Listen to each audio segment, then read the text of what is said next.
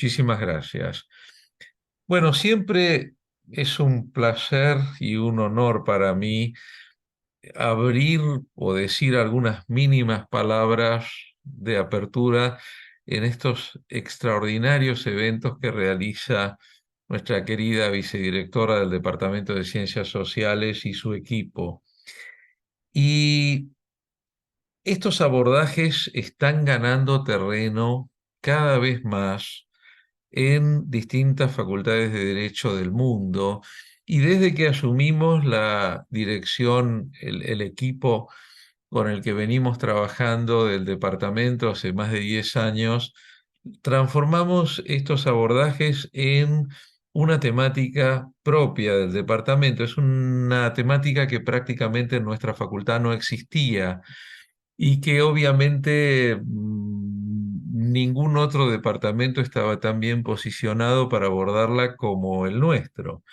Así que la transformamos en una de las áreas específicas de dedicación del Departamento de Ciencias Sociales y en manos de personas tan brillantes como Andrea Gastrón y el equipo que ella supo reunir a su alrededor. Realmente estas líneas han estado creciendo y se vinculan con las otras líneas que hemos estado desarrollando en el departamento, cine y derecho, televisión y derecho, música y derecho, literatura y derecho, y en general todo este abordaje que involucra las artes en general y la relación de las artes con lo jurídico. Sin embargo, hay que tener clara conciencia de que esta es una línea militante. O sea, no es una línea en paz, es una línea en combate.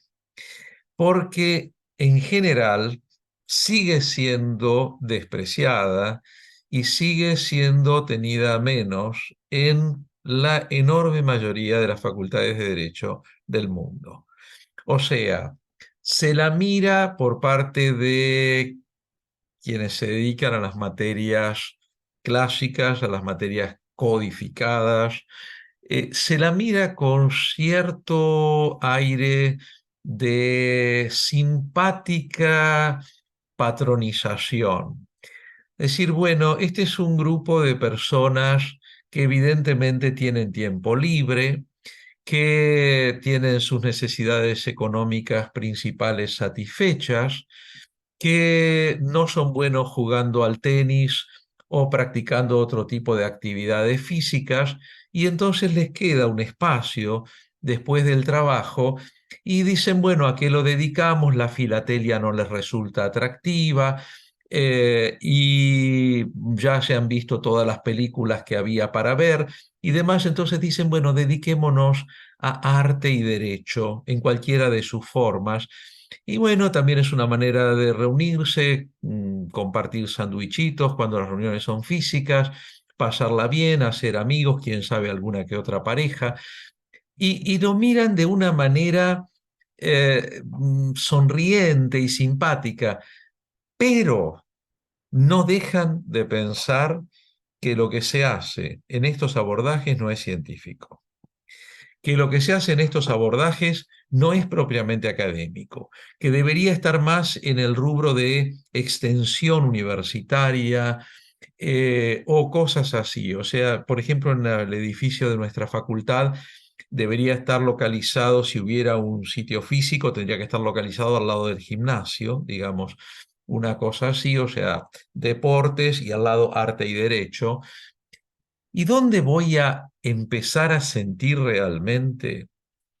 Y lo digo porque estoy muy, muy metido con esta movida en varias universidades del mundo. ¿Y cuándo voy a sentir que realmente las cosas han cambiado? Cuando empiece a encontrar tesis doctorales en facultades de derecho dedicadas a este tipo de abordajes. O sea, cuando empieza a mostrar que le reconoce carácter científico a un abordaje, una facultad, cuando empieza a reconocerlo como temática para la elaboración de tesis doctorales. Cómo la tesis doctoral y el doctorado implican el momento propiamente científico de una casa de altos estudios, cuando se aceptan estas temáticas por parte de la comisión u organismo que está a cargo de los doctorados, es cuando realmente se siente que la temática ha ingresado en la consideración de aspecto científico. Esto, la verdad es que por ahora no ha venido pasando. O sea, con gran dificultad, y vamos a considerar que Law and Literature es un movimiento que aparece en Estados Unidos hace ya más de 125 años. Se podría decir, no llegamos a siglo y medio, pero casi siglo y medio, que aparece el movimiento Law and Literature. Benjamin Cardoso, las primeras aproximaciones a derecho y literatura, y recién empezamos a tener tesis de derecho y literatura en las grandes facultades de derecho, incluida la nuestra, en estas últimas décadas, en estas últimas 2 décadas.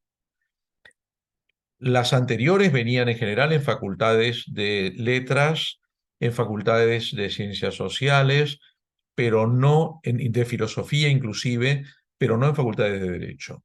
Todavía no hay una recepción en nuestra facultad de estas temáticas como temáticas para tesis doctorales. En general, en la mayoría de las facultades de derecho del mundo, podría decirse que quizás en universidades norteamericanas de primerísimo nivel se puede llegar a plantear estos temas. O sea, creo que podría atreverse una persona en Harvard o tal vez en Berkeley, en Stanford, se podría atrever a plantear una tesis en este sentido y podría ser, en Harvard lo veo más todavía, podría ser que fuera aceptada. En Europa lo veo muy complicado, en general, muy complicado en la mayoría de las universidades. Es muy fuerte todavía la idea de la visión de lo jurídico desde el punto de vista estrictamente normativo y jurisprudencial, muy, muy fuerte. Y, o sea, sí, por ejemplo, tendría éxito una tesis que tratara la cuestión de la regulación de los grafitis en una ciudad. Eso sí, pero eso no es lo que nos interesa concretamente a quienes trabajamos en estas cosas.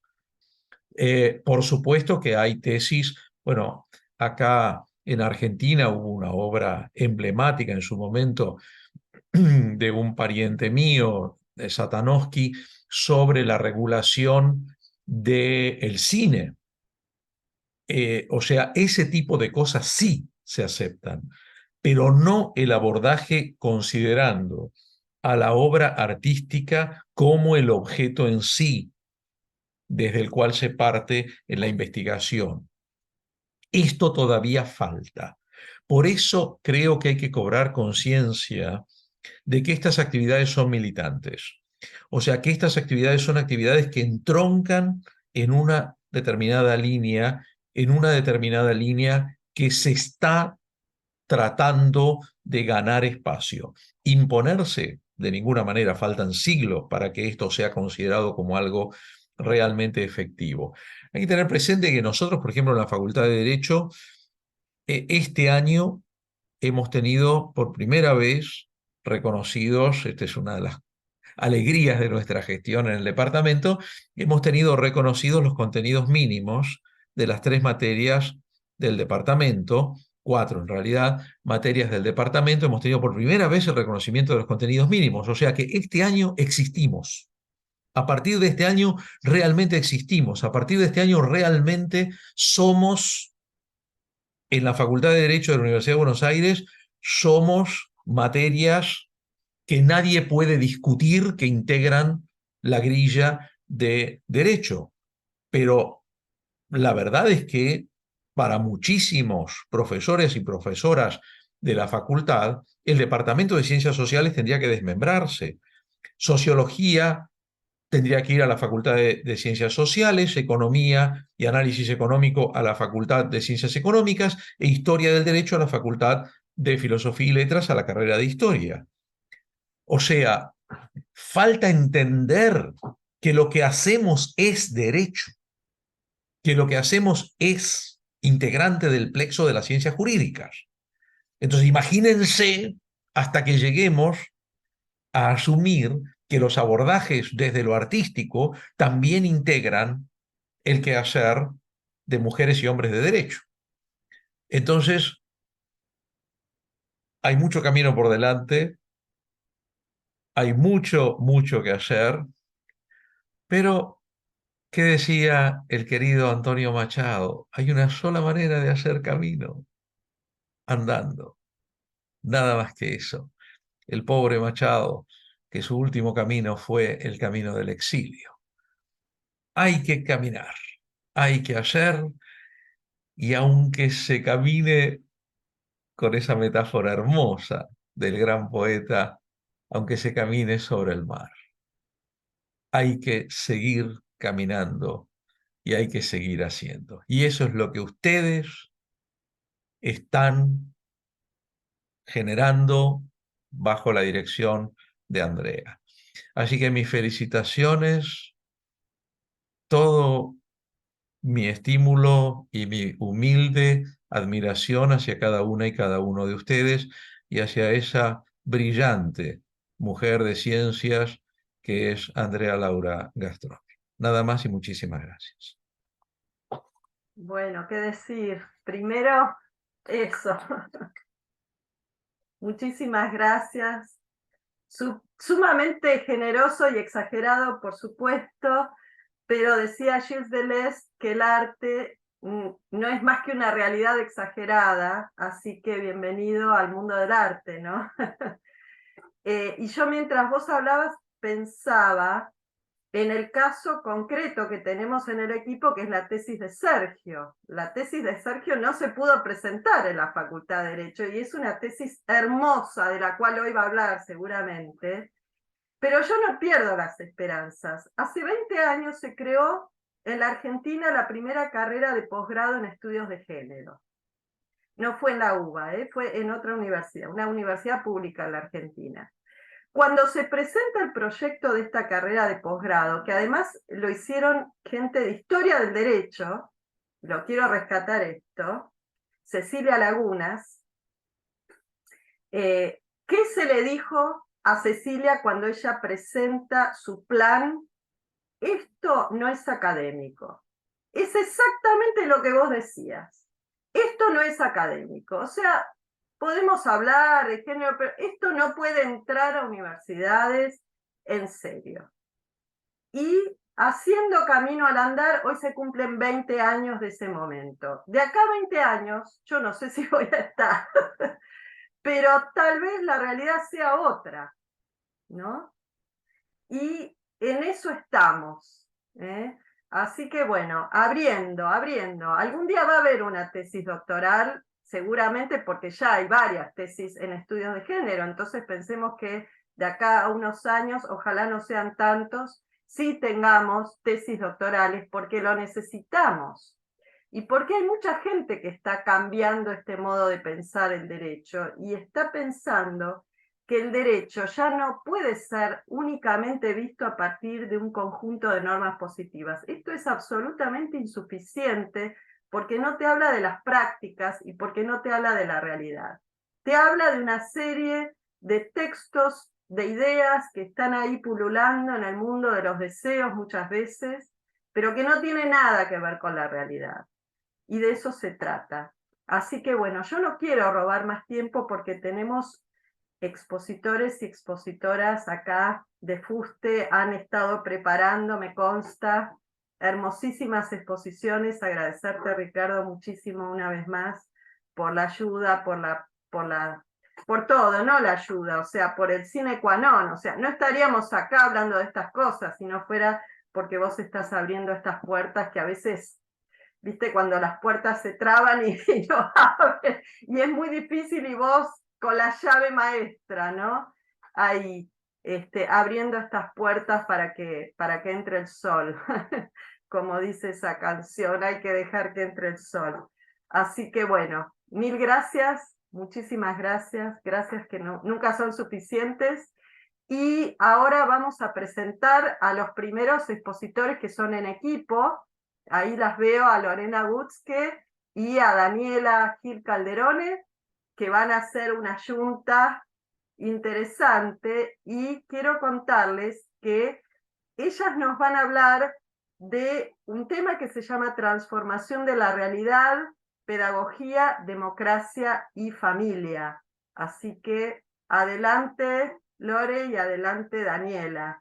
Bueno, muchas gracias. Voy a empezar yo hoy. Antes que nada, quiero agradecer a Andrea, al equipo, por mantenernos siempre tan sólidamente unidos, que esto obviamente tiene que ver con la dirección de Andrea y con nosotros, pero ella a la cabeza, siempre tendiendo un puente para que ante las dificultades podamos avanzar y exitosamente, creo.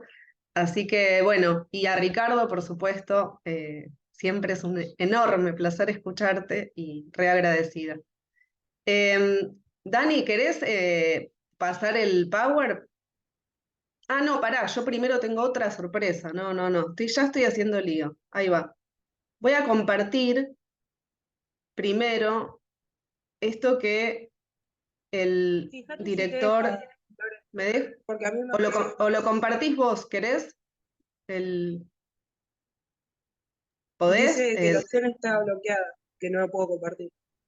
Oh my God. No, no, no, tranquilas. ¿No? ¿Quién está con la anfitrionía? ¿Andrea o las chicas del departamento?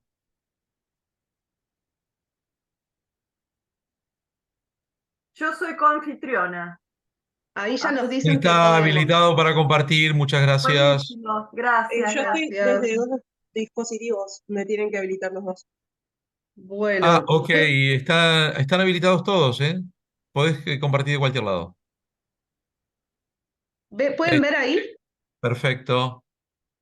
Bueno, acá esto, Nicolás Tuoso, que es el director, guionista de la película, me lo compartió muy generosamente. Es una primera. Yo decidí empezar con las imágenes porque nos interpelan y nos sensibilizan. Usualmente soy más partidaria del texto, si tengo que elegir entre texto e imagen. No quiere decir que la imagen no me interese, por supuesto que sí, si no tampoco estaría en este grupo. Pero hoy decidí hacerlo a la inversa y no sé por qué. Esta es la foto de portada más, que es muy interesante porque es el reflejo de Sofía, que es la protagonista de la peli, que bueno, Dani más adelante va a hacer una introducción sobre la trama y los personajes. Yo simplemente quiero mostrarles esta imagen tan interesante y cómo Sofía, que es una niña súper humilde, va a una escuela rural, es muy talentosa o tiene altas capacidades, de eso vamos a hablar acto seguido, si es que, bueno, puede haber una diferencia o no entre altas capacidades, talento, cuál es la definición, ¿no? De la alta capacidad, si tiene que ver con el coeficiente intelectual o no. Y ella, bueno, se ve reflejada en el barro, como verán, el título, la foto hace honor al título.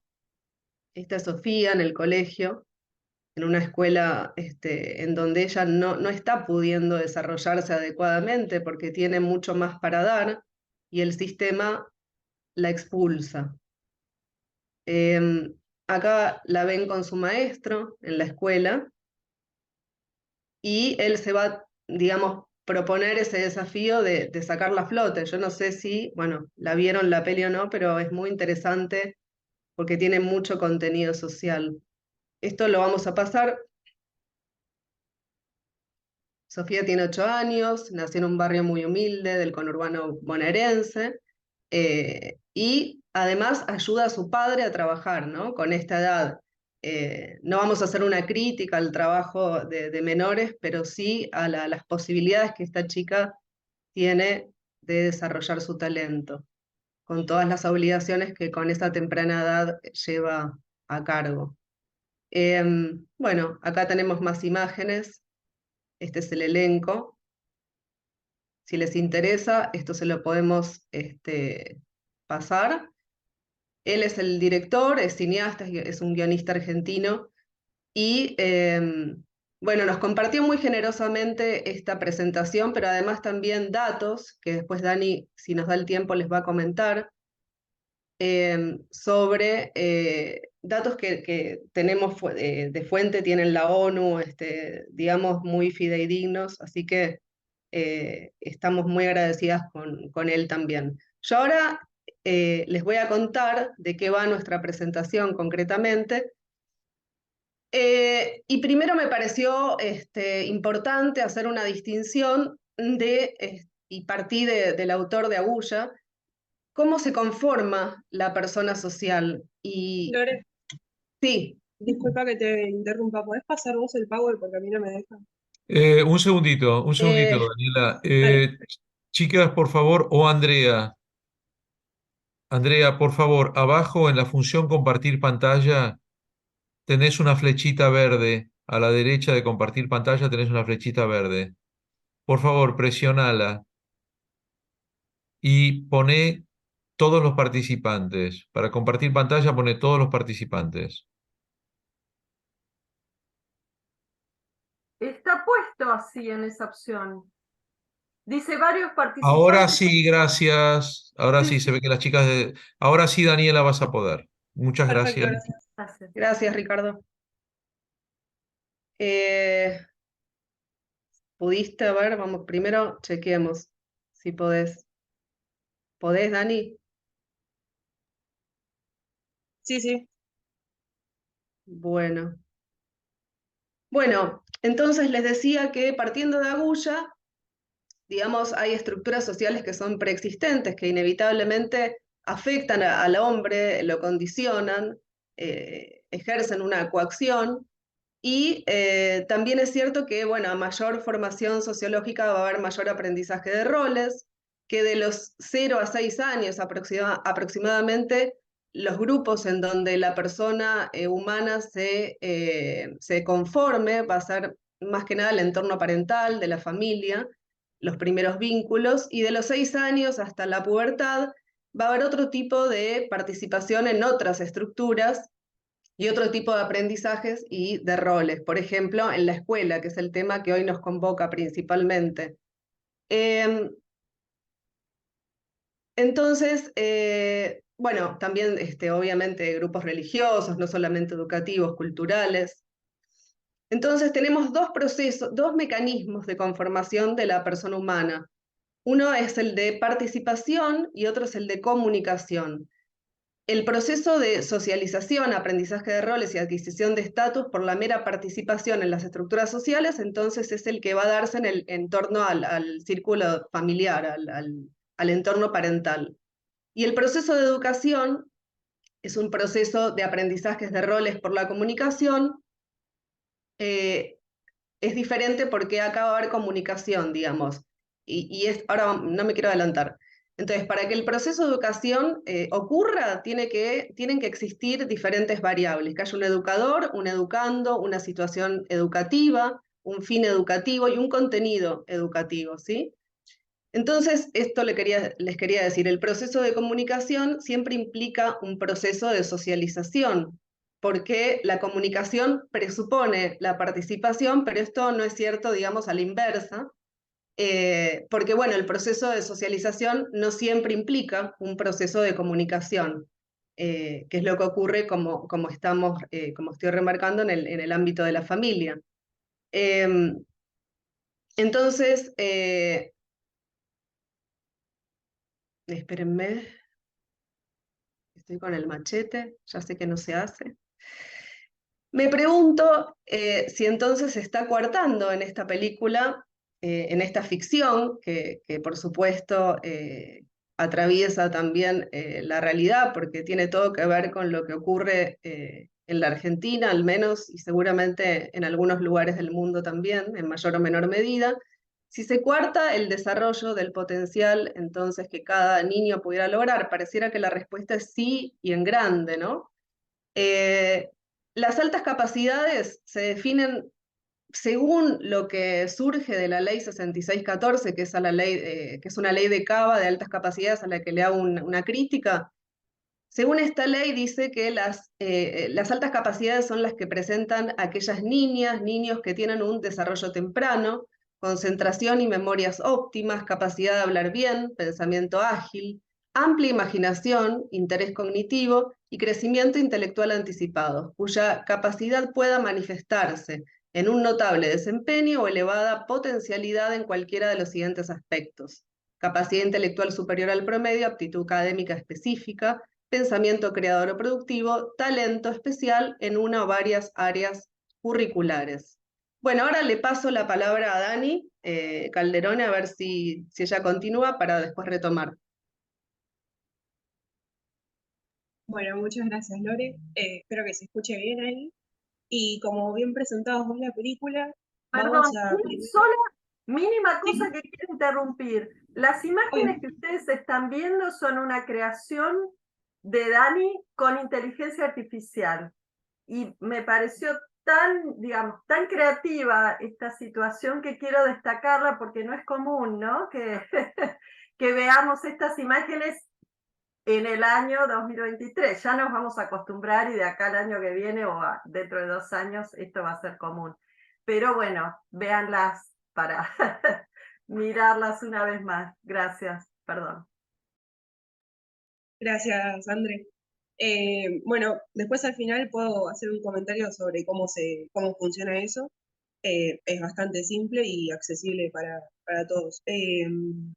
Decía que, como bien había presentado Lore, mi compañera, la película, ahora nos vamos a focalizar en la intención del realizador, que retrata momentos duros de su vida, pero sí, lo que más le interesa mostrar es cómo la niña expresa su vasto mundo interior en el contexto en el que se mueve, ¿sí? Entonces, la película tiene dos personajes principales, Francisco y Sofía. Francisco es docente de nivel primario y Sofía su alumna. Se conocen debido a que una de las docentes se toma licencia y él asume la asistencia. La película lenta y sutilmente muestra ambos mundos y lo que en ellos sucede. Francisco vive en ciudad autónoma, dentro de una zona urbanizada, con accesibilidades económicas y culturales. Él convive con su novia y tienen como planificación familiar un embarazo que está por llegar a sus vidas. Mientras que Sofía, con 8 años, vive en un barrio carenciado, estudia y trabaja como cartonera junto a su padre, acompaña y educa a su hermanito. Ni el padre ni la madre cuentan con los recursos y herramientas necesarias para garantizarle los derechos básicos, como por ejemplo un ambiente sano para crecer a sus hijos.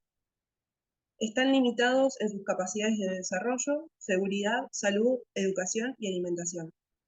No solo es previsible que Sofía va a tener un futuro restringido, sino que ya el presente de sus padres lo es. La familia como estructura de contención se ve afectada en sus posibilidades, por falencias educativas. Es decir, ese desconocimiento de los padres hace que el derecho humano a la educación de su hija se vea limitado. Y algo de eso ocurre también con la respuesta que da la institución en la que ella acude todos los días. Eh, Eso lo vamos a ver más adelante, pero se refiere a que van a priorizar la igualdad de educación y contenidos a todos los alumnos y no pueden darle algo en especial y que necesita Sofía puntualmente, que presenta un caso especial, ¿no? Francisco y Sofía tienen diferentes formas de llegar a la escuela. Mientras que él cuenta con el recurso del transporte público, ella tiene que sortear como obstáculo las calles de barro como largo camino hacia la institución.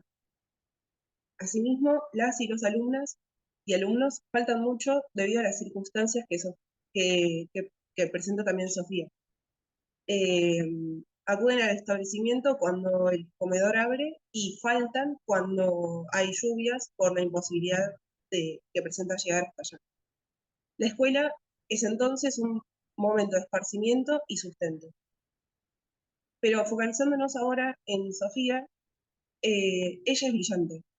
Tiene la sensibilidad artística ultra desarrollada, pinta y dibuja con estilo propio, identifica gamas de colores específicas y ve arte donde la gente común solamente ve carencias.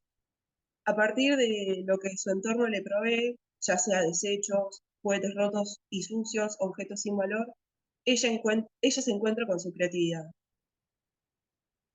Lee literatura avanzada y noticias destacadas.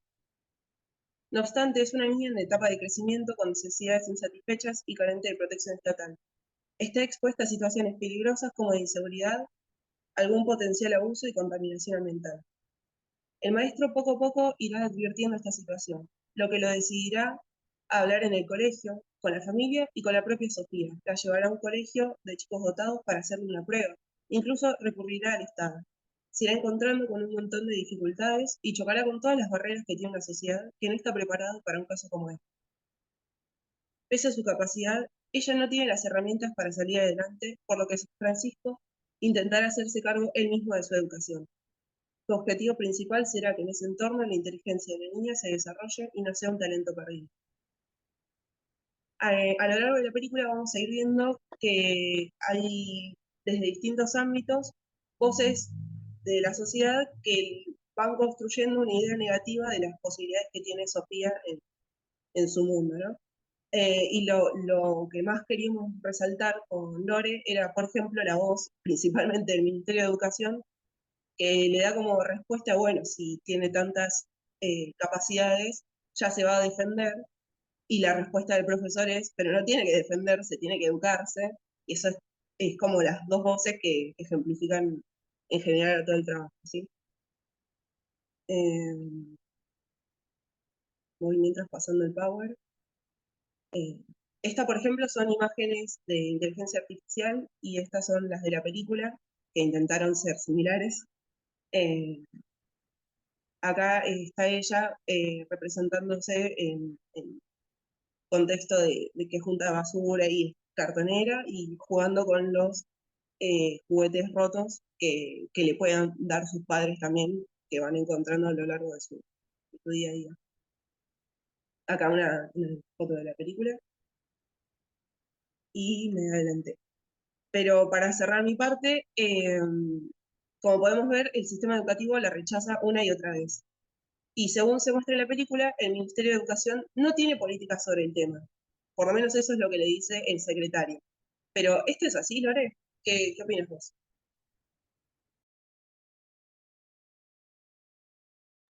Se me borró lo último que dijiste porque se me va la señal por momentos. Repetime lo último, porfa. Las tres últimas palabras no te escuché. Que en la película se muestra que desde el Ministerio, el Ministerio de Educación, el secretario le responde al profesor que no hay política sobre el tema. Pero vos me vas a decir que en realidad sí hay una ley, es la Ah, 6614. sí. Bueno, ahora les cuento, sí, gracias Dani por el pie. Sí, hay una ley de educación federal y también concretamente, como la educación no es una competencia delegada, la Ciudad Autónoma de Buenos Aires rige la ley 6614, es una ley muy nuevita del 22 de diciembre del 22, sí, del año pasado. Esta es una norma, bueno, de derecho público, tiene contenido de derecho público y regula el acompañamiento para los niños con altas capacidades, niños, niñas, adolescentes, dentro, como les dije, del ámbito de la ciudad autónoma. Em, entonces, yo lo que pienso y que, bueno, es una obviedad en realidad, es que si partimos de una mala base educativa, si cortamos el desarrollo del potencial de este sector de la población, estamos obturando no solamente un futuro de posibilidades para esos chicos o adolescentes, sino también vinculado al desarrollo de un país, ¿no? Em, y la crítica que hago en este artículo es muy breve, pero apunta más que nada a la terminología empleada en relación al significado de alta capacidad. El artículo 3, esta ley es muy cortita, creo que tiene 6 artículos, si no me equivoco. El artículo 3 dice que da una definición diferente a la que brinda el artículo 5. Entonces, los textos que no son bien argumentados ni sólidos son contradictorios.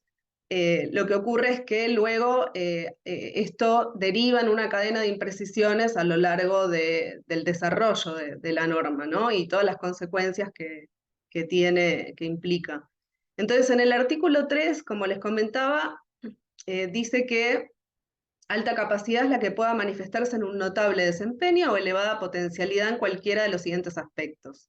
capacidad intelectual superior al promedio, aptitud académica específica, pensamiento creador productivo, talento especial en una o varias áreas curriculares. Entonces, es claro hasta acá que las altas capacidades resultarán de conductas o acreditaciones que se vinculan al desempeño académico, a un talento especial, a un talento creador, etc. Pero en ningún caso se vincula esta característica diferencial con una cuestión médica, ¿no? Hasta ahora no habría contradicción, pero se la vincula más bien al deseo o al talento, a la posibilidad de desarrollar esas potencialidades, pero nada que ver con cuestiones orgánicas. Ni, como les decía hace un rato, con el coeficiente, ligadas al coeficiente intelectual. El problema ocurre cuando avanzamos en la lectura del texto y en el artículo 5 comienza a asignar características de tipo médicas utilizando las palabras, por ejemplo, detección, diagnóstico. Entonces, si la norma en definitiva quisiera encuadrar el caso dentro de una concepción médica, estaría perdiendo de vista también el punto más importante y significativo, que es la conquista de la concepción social de la discapacidad. Un encuadre no contempla al entorno como parte de la problemática estudiada, y entonces si se sigue este tipo de encuadre, esto va a derivar en algo falaz y parcial, o parcial. Entonces no resulta compatible la lectura de estos artículos y mi crítica va orientada no al tema de si en definitiva se trata de un diagnóstico, a la definición en concreto, sino a la contradicción normativa y las consecuencias que tiene esto en la sociedad. Entonces resulta adecuado el término diagnóstico, es mejor entonces pensar que a quienes gozan de una habilidad creativa, un pensamiento intelectual diferencial, son pasibles de quedar sujetos a una revisión médica a efectos de la elaboración de un informe sobre sus personas y la consecuente determinación de su alta capacidad. Bueno, leyendo esta pregunta a mí me resulta bastante chocante, no sé si es la palabra, pero inadecuado, ¿no? Pero bueno, no soy una especialista tampoco en este tema. Entonces, lo que decía Dani, ¿no será prioritario, en cambio, revisar el sistema educativo para que en definitiva el Estado no quede tan expuesto en su precariedad en tanto garante de la educación de los ciudadanos? En este caso sería concretamente el Poder Legislativo. Y esta desresponsabilización estatal va a quedar expuesta entonces de variadas formas. Bueno, para ir concluyendo, también estas imprecisiones y contradicciones van a derivar también en otros problemas que subyacen. Por ejemplo, ¿quiénes van a capacitar a los docentes a cargo de estos alumnos, ¿no? Y en consecuencia, ¿quiénes van a ser los docentes a cargo de tales cursos también? Si partimos de una concepción médica, los capacitadores van a tener unas características, pero si nos centramos en la primera significación que da la norma del artículo 3, vamos a estar pensando en profesores que tengan más que ver o que estén formados en otras disciplinas, por ejemplo, artísticas, ¿no? Bueno, un poco es el planteo, es más largo, un poquito más largo, pero para no robarle tiempo a Dani, le cedo la palabra a mi compañera. Gracias, Loe.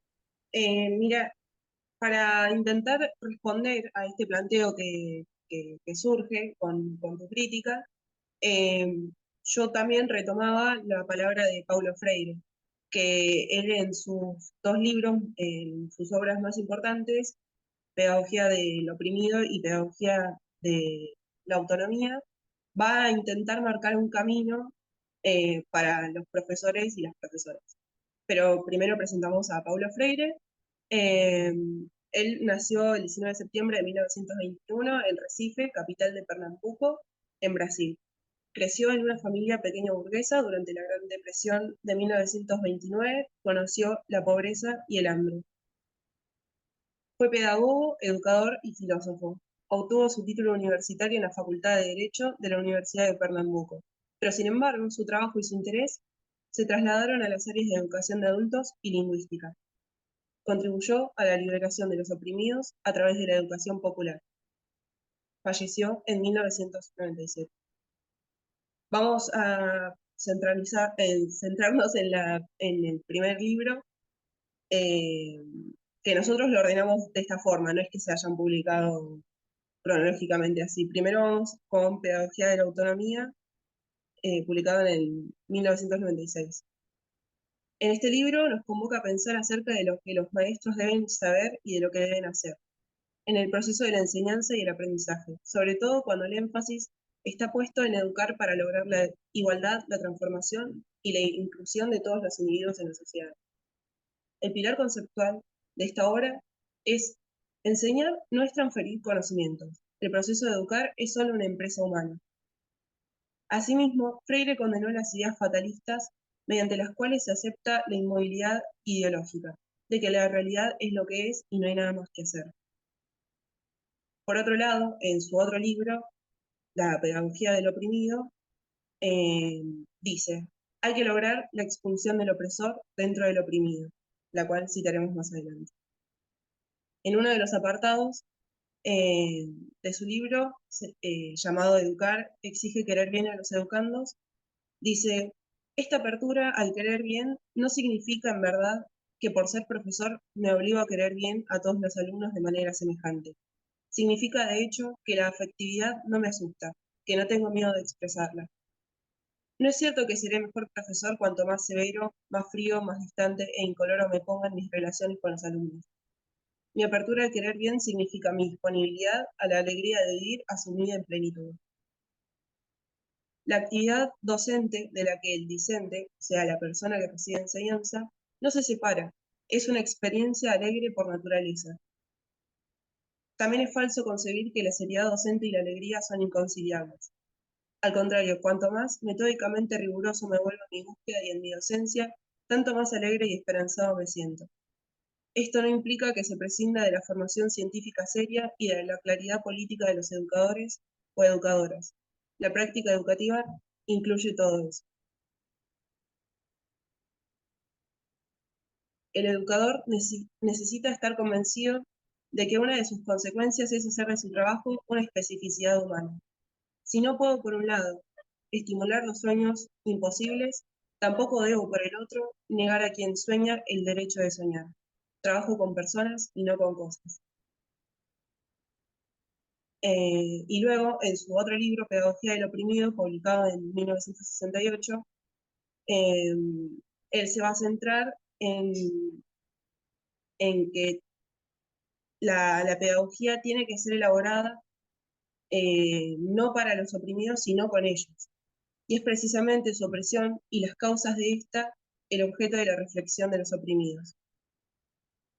Como pedagogía humanista, asumirse desde los oprimidos implica al menos dos procesos. Por una parte, el trabajo de descubrimiento de la opresión que se vive y lleva al compromiso por su transformación, y por otro, el proceso permanente de liberación. Brevemente cito también este libro. La reconstrucción de la sociedad, que no puede hacerse en forma mecanicista, tiene su instrumento fundamental en la cultura, y culturalmente se rehace a través de la revolución. Por medio de las supervivencias míticas, que en el fondo no son sino las realidades forjadas en la vieja sociedad, esta continúa invadiendo, oprimiendo ahora a la sociedad revolucionaria. Alojando al opresor, las personas se resisten como si fueran el opresor mismo de las medidas básicas que debe tomar el poder revolucionario. Entonces, como seres duales, aceptan también el poder que se burocratiza, reprimiéndolos violentamente. Finalmente, la invasión cultural de la opresión implica siempre la visión focal de la realidad, la percepción de esta como algo estático, la superposición de una visión del mundo sobre otra. Implica la superioridad del invasor y la inferioridad del invadido. Así que nos pareció interesante retomar la voz de Freire en este contexto y creería, Lore, que ya nos vamos acercando también a una conclusión, si te parece. Sí, si Eh, querés empezar con la conclusión y yo después ¿Te sigo? Dale, bueno. Eh, En la película podemos ver en una de las escenas que Sofía, dentro de sus intereses, de alguna forma obtiene contacto con el libro de Leonardo da Vinci y es muy llamativo que ella, con su edad, pueda interpretar lo que él ha escrito. Entonces, en un momento vemos que ella está en el recreo mirando su entorno y ella encuentra ahí imágenes artísticas y el profesor no logra comprenderlo y luego se interesa y va a buscar ese libro para poder saber de qué se trata. Entonces, nos pareció interesante retomar un poco la idea de lo que ella estaba leyendo ahí. El libro es El Tratado de la Pintura por Leonardo da Vinci. Y cito, todo el campo de lo visible es del dominio de la pintura. La primera pintura fue solo una línea que circundaba la sombra de un hombre proyectada sobre su muro. Es exactamente lo mismo que pasa en la película, ¿no? Si el pintor quiere contemplar bellezas que lo enamoren, es dueño de crearlas. Y si quiere ver cosas monstruosas que causen espanto, puede también evocarlas. Y en efecto, cuanto el universo contiene en esencia, frecuencia o imaginación, todo lo tiene él primero en su mente y luego en sus manos. Y la excelencia de sus obras es tal que ellas producen a la par una armonía de proporciones que se revela a una sola mirada, como lo hacen las cosas reales. Quien condena la pintura, condena la naturaleza, puesto que las obras del pintor representan las obras de la naturaleza. El que así blasfema carece, pues, de sentimiento. ¿Lore?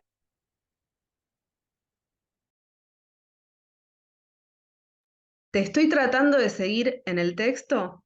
Bueno, alguna cosita tenía que ocurrir y no sé por dónde vas, Dani. ¿Querés seguir vos? Es la última parte, en la parte de la conclusión. ¿Cómo empieza el Eh, párrafo? Si Dice querés, conclusión, querés seguir direct- vos, seguí, no tengo problema.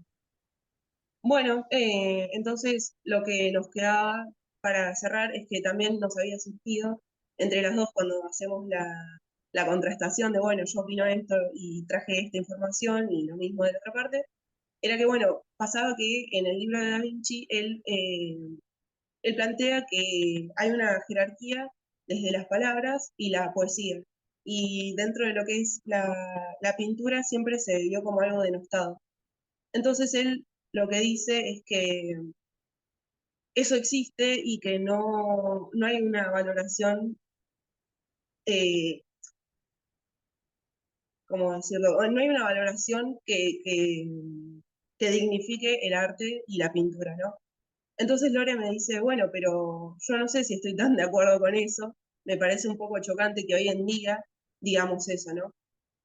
Y lo que a mí me pareció, que me pareció para poder sumarlo al trabajo, era que un poco pasa eso, es decir, la palabra, es decir, hoy la norma, es algo rígido y tiene una jerarquía sobre la sociedad y describe la realidad, pero ¿qué pasa con las propuestas de los chicos de altas capacidades, ¿no? Que también se ve denostado claramente, como en la película, eh, y por eso yo lo sumaba, no sé si al final te convenció Sí, lo no, que... sí me convenció, por eso lo dejamos y estamos de acuerdo. En realidad, este aporte que hace con este libro, o sea, me parece súper interesante, pero en alguna parte he leído, no lo tengo acá bien, pero bueno, lo voy a decir. En alguna parte da más prevalencia a la imagen que a la palabra, que es algo de lo que dije al principio, y a mí esto me asusta, no me gusta, no me parece, no estoy de acuerdo y no sé de qué otra forma decirlo. Entonces después dándole una vuelta y hablando con Dani, pude leerlo diferente y la verdad es que en definitiva palabra o letra, que la letra no necesariamente tiene por qué ser rígida, pero sí tiene que ser interpelada por estas imágenes y la sensibilización y demás. Con lo cual, sí, estamos en paz.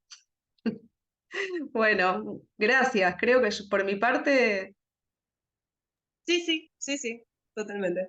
Un gusto, terminamos. Lore. Gracias, Bueno, Dani. Gracias. muchísimas gracias, gracias por todo. A mí me quedaron, digamos, varias ideas dando vueltas en la cabeza, ¿no? Esto de traerlo a Paulo Freire me parece fantástico, ¿no?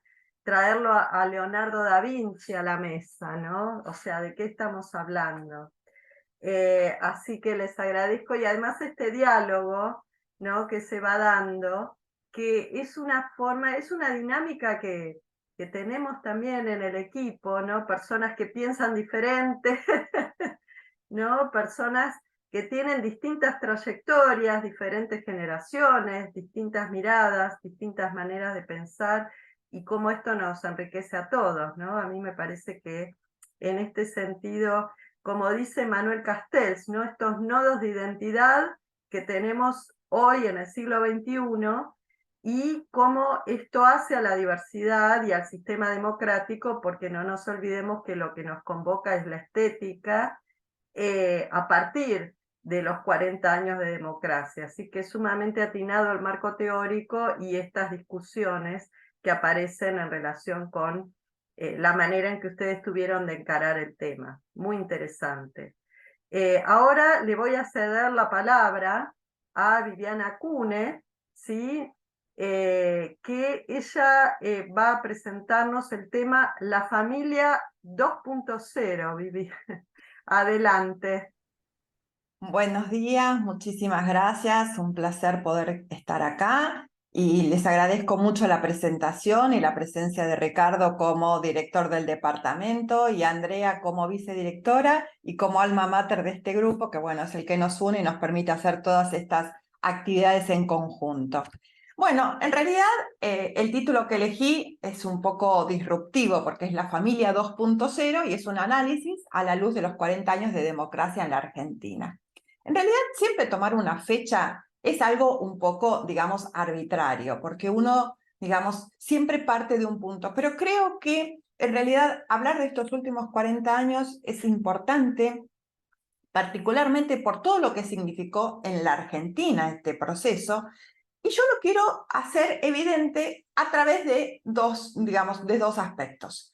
Por un lado, el arte, pero un arte menor, digamos, más simple, como puede ser el tema de la cinematografía y la telenovela, utilizando, digamos, un recurso que es la hipertextualidad, y es el tema de partir de ciertos elementos para tomar otros.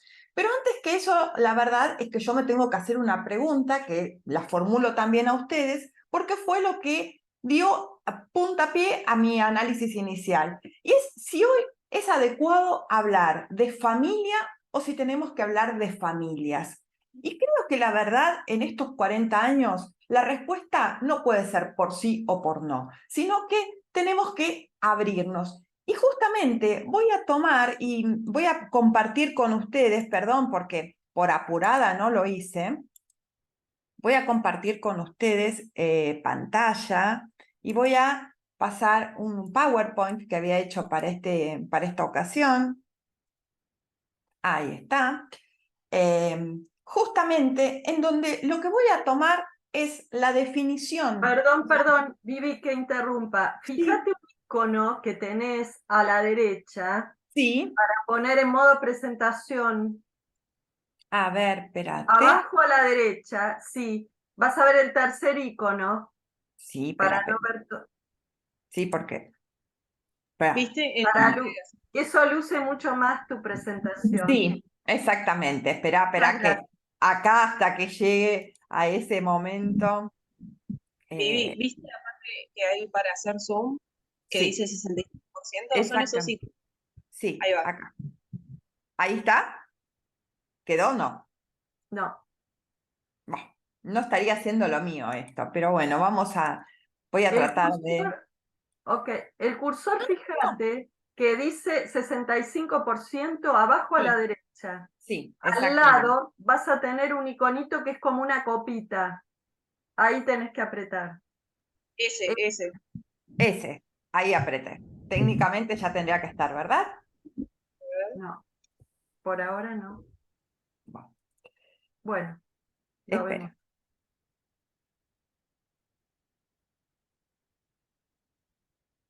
No, al lado. Al lado, al lado, al lado. Ahí, la copita, Esa. ¿no? Parece que no. Bueno, Bueno, No, no. bueno. No, en la parte de arriba, donde dice inicio, al lado dice insertar, diseño, animaciones, presentación con diapositivas. ¿Lo viste? Ahí arriba, Nueva arriba, diapositiva, espera. arriba, A veces arriba. funciona.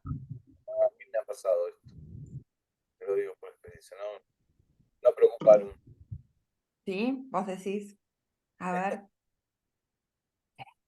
Vivi, ¿querés enviármelo? No sé si eso va a demorar mucho las cosas, pero No, no, espera, a ver espera, si... espera. Vamos a Ahí, ver ahí, si toca ahí. acá está. Está personalizada. A ver. Desde el principio, donde dice desde el principio. Ahí. Ahí está, ¿Tocaste? No, no sé Sí. si tocaste, ¿eh? ¿no? No, no, tocalo de nuevo. Me parece que ya a esta altura Bueno. me doy por vencida. Me doy por vencida. Me encantaría que hubiera sido más lindo, la verdad, pero esto muestra la incapacidad para hacer tantas cosas juntas. Es un problema que tenemos las rubias. Hacemos una sola cosa a la vez. No se puede tanto. Bueno, lo que les quería mostrar era el tema de la definición que da la ONU, particularmente tomando como un elemento, digamos, o sea, universal. Y la particularidad es que la ONU lo que dice que la familia es el elemento natural y fundamental de la sociedad y tiene derecho a la protección de la sociedad y del Estado. Los lazos principales que define una familia son de dos tipos. El vínculo de afinidad derivados del establecimiento de un vínculo reconocido socialmente como el matrimonio, que en algunas sociedades solo permite la unión entre dos personas, mientras que en otras es posible la poligamia, y vínculos de consanguineidad como la filiación entre padres e hijos o los lazos que se establecen entre los hermanos que descienden de un mismo padre. También pueden diferenciarse las familias según el grado de parentesco entre sus miembros. Pensemos que esta definición es del 2019, lo cual nos da la idea, digamos, de este tema del matrimonio, de esta cuestión que justamente se relaciona con esto que decía Ricardo cuando hablaba con el respecto al tema de la rigidez en Europa y en la rigidez en el mundo. Esto es un poco lo que pasa. El matrimonio siempre es el eje sobre el que se, digamos, gira toda esta cuestión.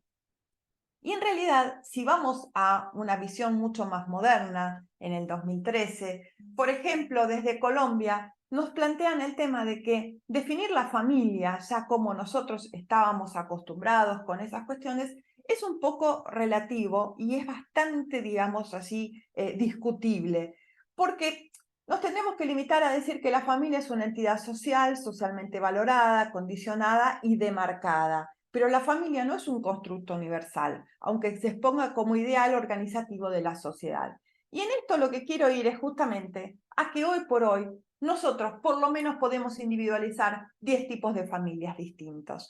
O sea, tenemos desde la familia de origen, la familia nuclear, la familia extensa, la familia reconstituida, la familia homoparental, la familia adoptiva. Todas esas son familias. O sea que en definitiva, nuestro concepto se va ampliando. ¿Y esto cómo se logra? ¿Cómo llega a nuestra sociedad? Y bueno, llega muy lentamente.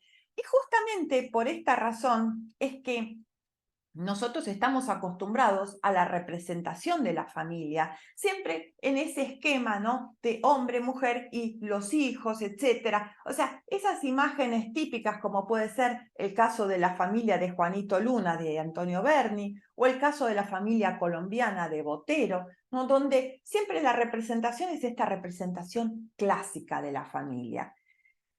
Y yo justamente lo que quiero hoy es plantear a través de digamos, tres pedacitos de nuestra historia, el tema de lo que es la representación y cómo se va utilizando y cómo este cambio que se va viviendo en la sociedad se da incluso a través justamente de la llegada masiva. ¿Por qué? Porque nosotros estábamos acostumbrados a imágenes de una familia en un lienzo, sobre la tela, sobre la fotografía. Y ahora pasamos a este tema de plantear digamos, las familias a través de lo masivo, como puede ser desde una película, como en el caso de Camila, la película de María Luisa Bember en 1984, una de las primeras producciones, digamos, de esta nueva etapa, de esta etapa democrática, en la que en realidad lo que se utilizó fue la figura de Camila O'Gorman y este amor prohibido con Uladislao Gutiérrez, pero justamente, que terminó obviamente, ¿no?, en la muerte de ambos protagonistas, mostrando el patriarcado, la familia como era. Pero ¿por qué se utilizaba esta figura? ¿Por qué la usó Bember a esta figura? Justamente para plantear algo. Quiso remitirse a la historia, hablar de la época del rosismo, hablar de la época de los gobiernos duros, justamente para poder vehiculizar las cosas del periodo más reciente, es decir, de lo último que habíamos vivido con estas dictaduras, digamos, que tuvimos hasta 1983. Y justamente lo que se utiliza, y por eso el tema, digamos, histórico, sirve después como lazo de unión en otras dos propuestas que yo hago, que es una telenovela que es Más allá del horizonte, que es de 1994, y una telenovela del 2004. De pura casualidad, estas obras tienen 10 años de diferencia entre sí, que no es una cuestión, digamos, tan extraña. ¿Por qué? Porque va planteando, digamos, el uso de lo histórico como un puente para explicar ciertas situaciones que se van planteando. Y ese puente y esa hipertextualidad está dada a través de la figura de Camila O'Gorman. ¿Qué es lo que pasaba? Ese amor prohibido, en realidad, lo que estaba hablando es de todo aquello que se estaba dando dentro de la sociedad, todo aquello que estaba en efervescencia en la sociedad. Porque justamente en el caso de Camila, que es una historia conocida, que casi todos la hemos visto en nuestros, digamos, estudios durante la escuela secundaria, que se ha hablado de Camila tantas veces, bueno, después se llega a esta otra historia que se da en esta telenovela de 1994, que es Más allá del horizonte, que llamativamente es una coproducción que hace Alejandro Romay con la televisión italiana a través de Berlusconi, o sea que es, digamos, una época en las cuales las novelas históricas tenían mucho interés y tenían también un mercado internacional y también toman el mismo periodo histórico. Lo que sucede es que, mientras que en la película es bien claro y se habla del momento, se la sitúa en 1847 y se le da todo un marco histórico, en esta telenovela no, pero se hace una reminiscencia. ¿Y cómo se hace esa reminiscencia? Justamente cuando el personaje secundario, que es el más, digamos, llamativo para nosotros, se llama Camila. Y justamente, ¿qué representa? Una mujer de clase alta que lo que hace es romper el esquema de la época. ¿Por qué? Porque ella quería, su sueño era ser una escritora. Y entonces empieza a mandar sus producciones a los medios locales. ¿Y qué es lo que sucede? Se los rechazan. Hasta que ella toma el seudónimo de un varón. Y es ahí donde su producción literaria es reconocida, se publica, y ella pasa a ser una suerte, digamos así, de George Sand de la Pampa, en donde el usar un nombre masculino, una mujer, le permite romper esto. Pero a su vez esa historia, les sugiero que la vean. La verdad que hay muchas escenas y bueno, todas estas tres obras tienen escenas que han llamado mucho la atención y que no las pongo justamente para no distraer, pero bueno, los hago, o sea, irlas a buscar cada uno por su cuenta. Van a encontrar que hay muchos momentos, o sea, en las historias en donde esta cuestión de culebrón que tenían era lo que atraía y lo que hacía que la gente empezara a mascullar ciertas ideas que se le estaba transmitiendo, como era en este caso, en el caso de Más allá del horizonte, el personaje de Camila, que también estaba desafiando el patriarcalismo. Después llegamos a Padre Coraje, que es una tercera producción, es de Polka, es una producción más reciente del 2004, que habla del amor prohibido entre un sacerdote y una mujer de clase alta, pero ya acá no en la época rosista, sino en otro momento que también se vincula con este y que tiene que ver con el periodo del gobierno de Perón, entre 1952 y 1955, en donde también había un gran conflicto social, en donde la sociedad estaba marcada y en donde se estaba rompiendo algo que era la relación del Estado con la Iglesia. Por eso que este sacerdote que se enamora de una mujer, en realidad no era un sacerdote, sino que era un personaje que representaba al gaucho del 800, que era ese personaje vago y demás, que se coloca en la situación de un sacerdote para poder ser protegido por la investidura de la Iglesia y que finalmente se da cuenta que ese rol no le va bien. ¿Por qué? Porque es un hombre y siente la pasión y se enamora y todos los conflictos que esto trae. ¿Todo esto para qué sirve? Justamente para plantearnos algo. Esas épocas, utilizar esas figuras y sobre todo del tema del sacerdote y de las mujeres que querían romper un poco con la idiosincrasia de la época, fue un poco la antesala para que en el 87 se promulgara la ley de divorcio vincular, que fue disruptiva porque nosotros la última modificación que le habíamos tenido era en 1968 con el tema de una introducción a una modificación al Código Civil a través de la ley 17711, que lo que permitía era una separación de los cónyuges sin romper el vínculo. Y así es como vamos viendo que se va introduciendo a través, o sea, la telenovela permite vehiculizar y poner en evidencia ciertas tensiones sociales que se veían. ¿Y dónde está este parangón con el tema, digamos, de la tensión? Justamente en el amor prohibido. ¿Y el amor prohibido en dónde estaba? En el amor entre las parejas del mismo sexo. Entonces, esto daba la apertura para que en 2010 se promulgara la ley de matrimonio igualitario, que, digamos, fue disruptiva y justamente lo que hace es que nuestro país se caracterice por ser un precursor en esta materia, porque prácticamente no hay muchos países que tengan esta posibilidad y esta paridad de relaciones entre hombres y mujeres del mismo sexo. Y dentro de lo más importante, yo tomé algunas cuestiones que tenía que ver con esta ley y son las modificaciones que producen. Y por eso que en este Power los marco en negrita, porque dentro del, digamos, el artículo 2 de esta ley lo que hace es modificar el artículo 172 del Código Civil y establecer que el matrimonio va a tener los mismos requisitos y efectos con independencia del sexo de los contrayentes.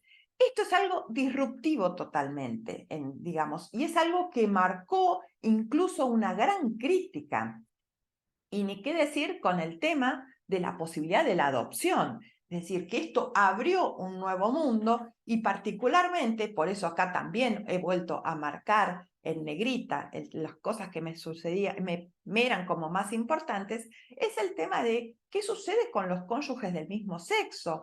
Y entonces vamos a ir viendo que acá nuevamente empiezan a haber discusiones, incluso discusiones interdisciplinarias, en donde ya no solamente el derecho, sino la psicología planteaban la conveniencia o inconveniencia, qué cosas sucedían en estos nuevos entornos. Y así llegamos, por ejemplo, al tema de la modificación que produjo también la ley de matrimonio igualitario sobre el registro civil y sobre el nombre de las personas. Y entonces, cuando, por ejemplo, en los matrimonios igualitarios sucede la posibilidad de que los cónyuges utilicen el nombre del otro con el agregado del de, que era común en los matrimonios anteriores a esta modificación. Y posteriormente vamos a encontrarnos también con el tema de que hubo una realidad que también se vehiculizó y que se hizo evidente en el 2015 cuando fue con la modificación del Código Civil que pasó a transformarse en el Código Civil y Comercial, que en su artículo tercero, en el título tercero, perdón, en el artículo 509, habla sobre las uniones convivenciales. ¿Por qué? Porque era Perdón, una Vivi, realidad que 2 existía. minutos. 2 Perfecto. minutos. Era una realidad que existía. El problema es que nosotros, evidentemente, tenemos una gran dificultad para establecer la paridad. Y esta también es una forma de familia. Y por eso que, bueno, justamente aprovechando estos 2 minutos, lo que voy a plantear y voy a dejar un interrogante abierto, que tiene que ver con el tema de la discontinuidad histórica. ¿Y cómo nos lo hace ver esto Guerlero? Justamente cuando nos habla del tema de que la discontinuidad histórica marcada por diferentes acontecimientos o sucesos que señalan esa discontinuidad poseen una periodicidad y un ritmo no explicable por las reglas de la causalidad propuestas por los seguidores de la idea de la continuidad, y hace alusión a Foucault. Cada hecho es un suceso inédito. Entonces, nosotros como operadores, nosotros como personas de derecho y que justamente nos interesamos en esta área, creo que somos los que tenemos que vehiculizar justamente esta gran particularidad que se da, que las familias, para responder a esta pregunta inicial, las familias son todas. No hay una única familia, tenemos muchas formas de familia y tenemos que estar abiertas a nuevas posibilidades. Está en nosotros hacer esa apertura. Muchas gracias. Bueno, muchísimas gracias, Vivi. Excelente tu exposición. Realmente hasta ahora nos han sorprendido todas las expositoras. Y bueno, tenemos un último expositor, nuestro broche de oro para esta jornada tan enriquecedora. Se trata de la exposición de Sergio Lobosco. Él nos va a hablar sobre reflejos familiares, un viaje a través del arte, la cultura y el derecho. Son 15 minutitos, por favor. Gracias. Hola, buenas tardes, comparto pantalla.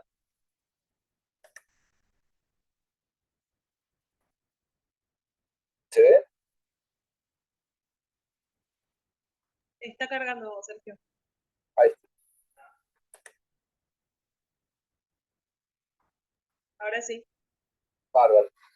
Bueno, de alguna manera agradecer a Andrea, agradecer al Departamento de Ciencias Sociales y bueno, Perdón. ¿Podrás ponerle la copita? O hoy no hay vino, parece. Hoy no vamos con las copas. Después no, del partido hoy, de Argentina, no vamos con las copas. A no, hoy ver. ni tampoco nos vamos de copas, perdón por el chiste. Bueno, a ver, creo que sí, que está cargando, está lento, pero va a cargar. Voy contando mientras carga el PowerPoint. Eh, Voy a retomar algunas cosas que se dijeron que me parecieron muy interesantes, tanto en la exposición de Daniela y ahí está compartiendo, ¿no? Sí, sí. Bárbaro. De Daniela, de Vivi, de Lore, ¿sí? Y también lo que dijo me pareció muy interesante también lo que dijo Ricardo, ¿no? Esto de darle un rigor científico a esta intersección, y voy a seguir compartiendo, a ver si me permiten, o se me va a quedar colgado acá. Sí, a esta intersección entre arte, derecho, cultura, y para ser rigurosos y de lo aprendido también antes de pandemia, he aprendido muchísimo siendo un curso presencial en una época con la doctora Gastrón, ¿sí? En metodología, una materia hermosa que daba la doctora Gastrón, ¿sí? Y voy a hacer foco, ¿sí? En esta descripción, antes de abordar las obras de arte, en el objeto de estudio, ¿sí? El objeto de estudio, en este caso, entre arte, derecho, cultura, ¿sí? Para ser más metodológico la exposición, vamos a partir de ciertos objetivos que tienen que ver con la observación, ¿sí? El análisis de las obras de arte a lo largo del tiempo. Fue un poco pretencioso, voy a hacer un paneo histórico muy rápido, ya que tengo 15 minutitos nada más. Y el recorte va a ser sobre los casos, porque van a decir si va a mostrar toda la historia del arte. No puedo mostrar toda la historia del arte con respecto a la familia, pero el recorte va a ser sobre los casos, y los casos van a ser momentos de crisis, de cambio, muy importantes en la historia de la humanidad. Por eso van a ser un muestreo muy corto y muy acotado de ciertos casos en la historia de la humanidad y después traído acá a nuestro territorio. El tiempo, obviamente, es muy pretencioso lo mío. Vamos a empezar casi del Paleozoico, y los lugares van a ser los que referencian a la obra. La obra. La obra no es solo la obra, sino esa suma de representaciones dadas de una época que están muy vinculadas con la cultura y con el derecho. Voy a pasar a la siguiente. Bueno, y acá voy a hacer un paneo muy rápido, ¿no? Esta forma de representación que tiene que ver con la belleza en un momento histórico, también tiene que ver con la forma de producción material de ese momento. Esta Venus, que es interpretada como bella en un momento histórico, tiene que ver con esto de la procreación, que era lo bello, la madre que podía procrear, por eso esas caderas gigantes, exuberantes, en esta representación. Tienen que ver con la maternidad. Sigo. Quedémonos también con esta especie de ritual que también tenía que ver con los primeros haceres de la familia, con este acceso a la cultura, con la alimentación y con esta cuestión casi mágica de poder captar al objeto, ¿sí?, en una especie de ritual previo a la caza. Un clan, pensemos en un clan, en una tribu, que está previo a esta acción, ¿no? Es un momento, es casi un momento antes, performáticamente es un momento antes de la caza, es casi un ritual mágico, es un ritual mágico. No hay un libro de historia que no hable sobre una especie de ritual mágico. Bueno, salto en la historia, ¿sí? Momento culmine, que también tiene que ver con la familia, con modelos de familia, ¿sí? Fíjense que en la Grecia clásica, es decir, la crianza de los niños llegaba hasta los 7 años, 6 años, y después hay una tutela del Estado. Todavía lo que nosotros como conocemos, o mencionó también Viviana, como familia nuclear, todavía está medio lábil.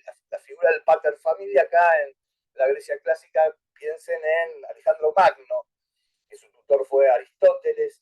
Piensen también en lo que es lo que podemos decir adolescencia, niñez. Ya Alejandro Magno a los 16 años participó en las primeras batallas, ¿sí? Un dato importante, piensen también en la indumentaria, en la desnudez, ¿sí? Piensen en esas telas que acá ya en la Edad Media, esta es una representación de la Edad Media, pero no es pintada en la Edad Media, sino en el 1600, pero representa este foco, esta familia que era el núcleo de producción del feudalismo, ¿sí? Casi no podemos pensar, sí, en la nobleza, en una familia tipo. Era más que nada la fuerza de trabajo, el espacio, la casa, no existía ni el dormitorio. Fíjense esta representación. Esta era la casa del campesino en un momento de la historia del feudalismo, un modelo de producción. Y ahí podemos ver a la familia, lo que significaba la familia en ese sentido, fuerza de trabajo. ¿Sí? Salto en la historia de vuelta, esto es un salto, ¿no? Nuevamente, un momento de cambio muy profundo, el Renacimiento. El Renacimiento también tiene sus ejes ético-míticos, sus momentos en la historia, son lugares en general muy puntuales, los puertos, Venecia, en Holanda, en Bélgica, lugares donde se comienza a acumular una riqueza que no tiene que ver con el clero ni la nobleza. Acá aparece este pequeño burgués, y un dato importante para lo que es el derecho, en el retrato de esta familia, fíjense que los libros de historia y algunos hablan de hasta un problema, a ver, de familia, como un matrimonio no querido por las distintas familias, y acá el pintor está casi como siendo un testigo. Y fíjense que en el fondo figura la firma del pintor, que es muy raro, justo en el centro. Es casi como si podríamos decir un jurado. Yo doy fe de que se casaron, ¿sí? A su vez, fíjense lo mensurable, esto que tiene que ver con lo científico, lo mensurable de toda la obra. Hay una profundidad, hay objetos, hay un espejo que me está mostrando el fondo, hay un tema que viene como reminiscencia de la Edad Media, ¿sí? Estos círculos que están alrededor contando toda la cuestión con la crucifixión, que es muy importante en todas las iglesias góticas, en las iglesias medievales, ¿sí? Y esta cuestión muy importante, que es la mensura, y bueno, y acá el pater está como mostrando que, levantando la mano, marcando, acá estoy yo, y es casi, no sé si es el mismo casamiento, muchos hablan de una especie de casamiento no aprobado por las distintas familias, y a su vez lo raro también, la alcoba, la cama, los objetos, lo cotidiano, ¿sí? Que sale también hay una especie de discusión de salida de lo religioso. Nuevamente, seguramente lo vieron en el curso con Andrea, es estatus y jerarquías mostrados de una manera importante, ¿sí? Quién está en el centro, cómo están en el centro, cómo están ubicados, ¿sí? Marca estas representaciones, ¿sí? Cómo se constituye la familia, y otro dato importante, también con el espejo, atrás de todo está Goya, como emulando, no puse la pintura, la mina de Velázquez, pero hay como otra mirada más que introduce al sujeto, la mirada del sujeto y de la subjetividad del artista, ¿sí? Bueno, esta pintura, el Angelus de Millet, en crisis el campo, en crisis, ya lean que ya estamos casi en la revolución industrial, no casi, estamos en la revolución industrial, todo lo que está en crisis y los valores que están en crisis están acá, en el Angelus de Millet, que por más poético que parezca, algunas radiografías hablan de un entierro de un niño, que el tridente que está ahí era una pala, Millet se arrepiente y el canasto era un pequeño ataúd. ¿Sí? Lo enigmático de esta pintura, ¿sí? Habla que, y Dalí lo retoma a esta pintura, ¿sí? Ya en el 1900, habla de esta posibilidad, de esta lectura, ¿sí? Y de este mundo en crisis que existía en el 1800, ¿sí? También habla sobre ciertas cuestiones que tienen que ver con lo científico también, porque empieza a hablar, hacer unas lecturas desde el psicoanálisis. Marca también la cuestión pudenta del hombre ahí tapándose casi sus partes con el sombrero. Hay un montón de lecturas que tienen que ver con el psicoanálisis. Bueno, nuevamente, ¿por qué hablo de crisis también? ¿Sí? Estamos, ya casi esta pintura nos habla, no está el shopping, pero le faltan las paredes, nada más. Podemos salir de paseo al shopping. Una tarde, el nuevo sujeto social, el pequeño burgués. Lo científico, acá muestro un reencuadre, estos puntillistas, una de las vertientes del impresionismo, que trata la luz con estos puntos. Si se acercaron mucho a un televisor o a la pantalla, de un píxel estamos hablando. Es un trabajo que tiene que ver con lo visual y con lo científico. Pero a su vez, ¿por qué hablo de crisis? Estamos viendo una escena pintoresca, muy linda. Estamos sentados años anteriores, 1871, en Francia, la revolución de la Comuna, que no es la revolución francesa. No quise traer imágenes porque eran apiladeros de muertos, ¿sí? Todo nuevo orden implica cierta violencia, siempre hay una crisis y un nuevo ida y vuelta, no solo lo bello, de lo bello está compuesto el arte, también lo feo es constitutivo, y acá está, para mí, en esta lectura que estamos haciendo, está presente este nuevo sujeto social, que es el pequeño burgués, la pequeña burguesía. ¿Sí? Revolución industrial, lo traigo acá. ¿Cuántas Sofías tenemos acá? Hablando del trabajo, ¿sí? Del trabajo infantil, lo que se llamó en algún momento la revolución de las camas calientes, que es un chiste fácil, no tiene nada que ver con lo sexual, sino con familias que vivían ahí, la cama siempre estaba caliente, hasta que se fueron reconstituyendo y armando lo que se podría llamar ahora familia nuclear, ¿sí? También tema con los estudios, como decían Lore y Dani, el, casi un invento, la adolescencia, el secundario, ¿sí? La educación, todavía estamos en momentos, ¿sí? Los traigo más a Latinoamérica, me quedo muy arriba, ¿no? Bueno, los traemos más a Latinoamérica. Esto ya es posterior a la Revolución Mexicana, Siqueiros, Orozco, mostrando otros tipos de familias. Esta es una obra de Siqueiros, pero que está en Estados Unidos, la pintó en el exilio de Estados Unidos, ya posterior a la Revolución Mexicana. Traemos a Buenos Aires, voy muy rápido, pero no me queda otra. Buenos Aires, el hipódromo de Palermo, cómo replicamos esos modelos de familia occidentales, ¿sí? Del centro de Europa. Acá está hay un archivo que es interesantísimo, que está en Facebook, donde pueden buscar material, es del AGN, Archivo General de la Nación, y se puede documentar muy bien.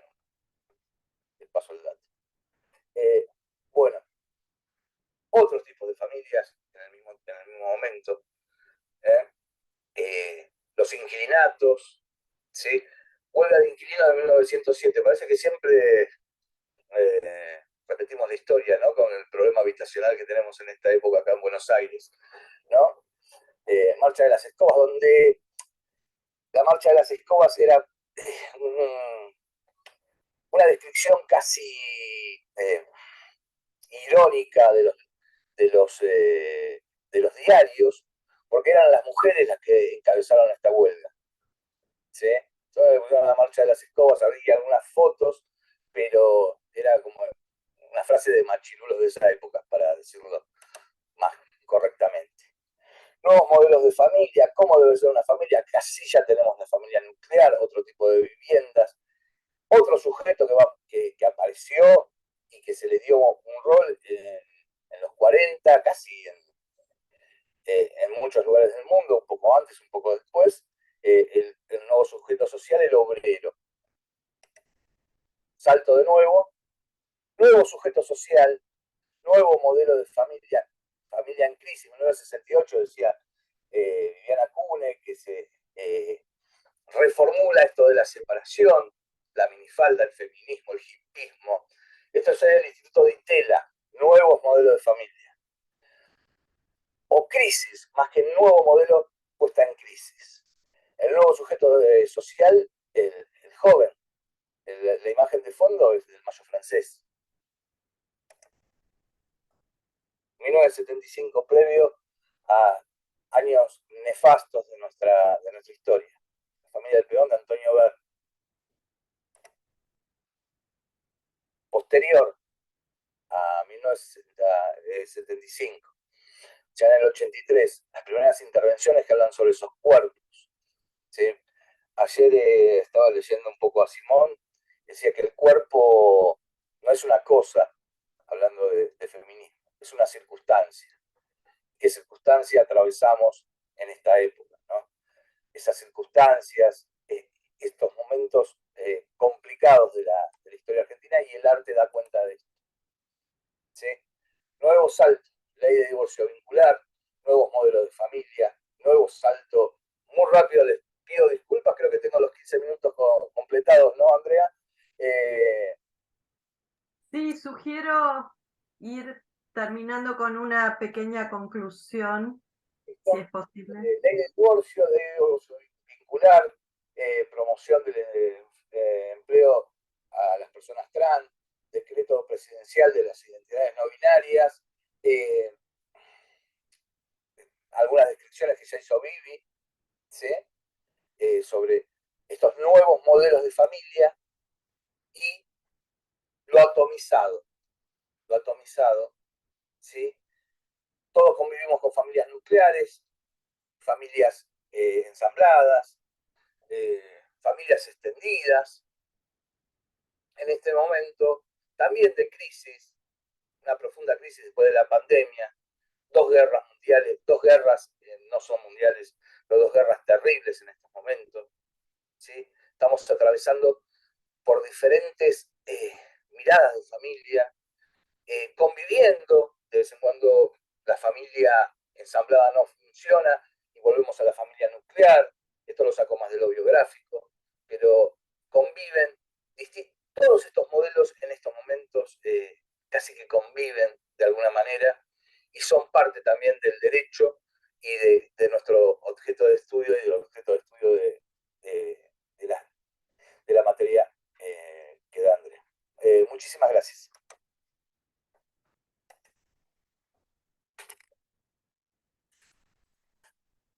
Bueno, excelente, realmente. Y el poder de esa imagen final, ¿eh?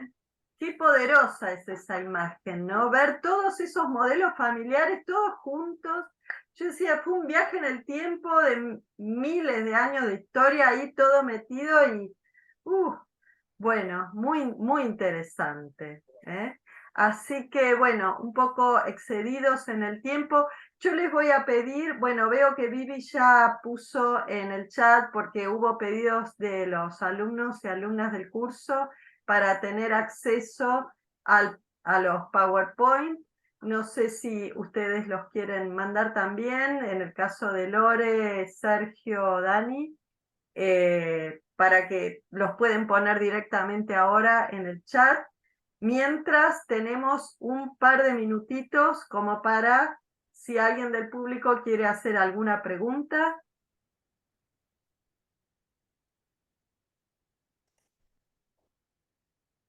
¿No hay preguntas?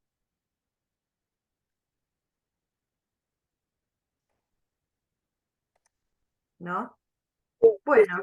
Compartirles el PPT, pero te lo mandé por mail también, Andrés, si se lo querés mandar a los alumnos. No, yo pensaba directamente que lo pongan en el chat, si así Ahora, ya ahora lo me, busco. me Sí, parece yo también ahí yo lo estoy subiendo. perfecto, perfecto, perfecto.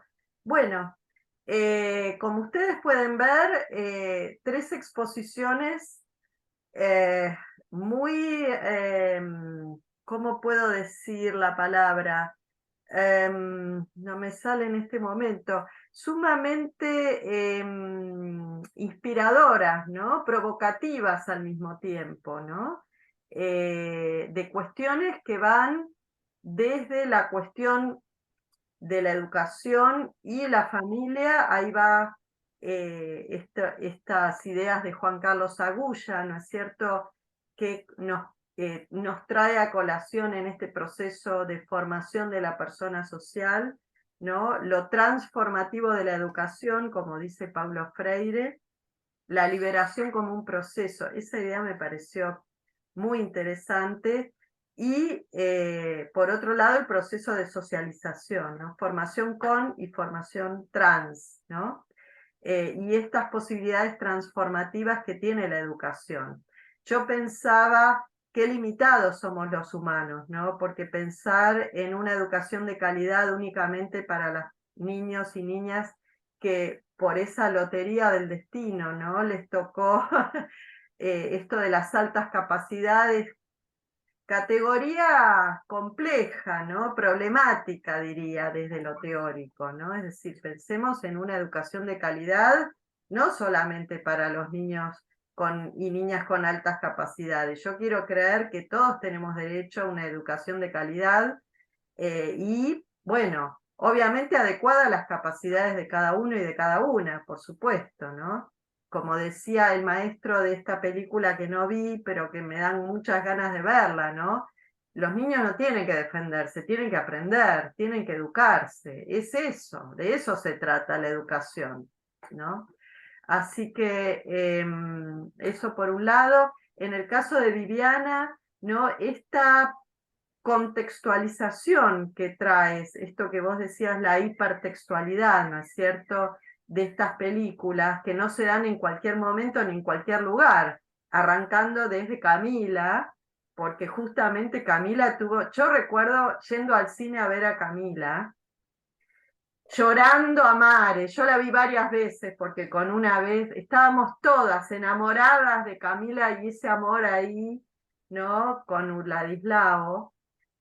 Una película que tenía un trasfondo, digamos, en un contexto de una democracia en pañales, casi diría, muy, ¿no? Era el contexto para los que seguramente deben haber visto la película, Argentina 1985, o sea, era un contexto casi donde recién empezábamos a transitar la senda de la democracia, ¿no? Y entonces, bueno, porque ahí se ve ese ambiente opresor, ¿no? De ese gobierno que tenía más de un siglo de historia en realidad, porque Camila se estrena en los años 80, por ahí, y traer ese contexto también, otro contexto opresor, ¿no? Y traerlo, y después esas otras historias, ¿no? Padre Coraje, ¿no? Cómo determinadas películas impactan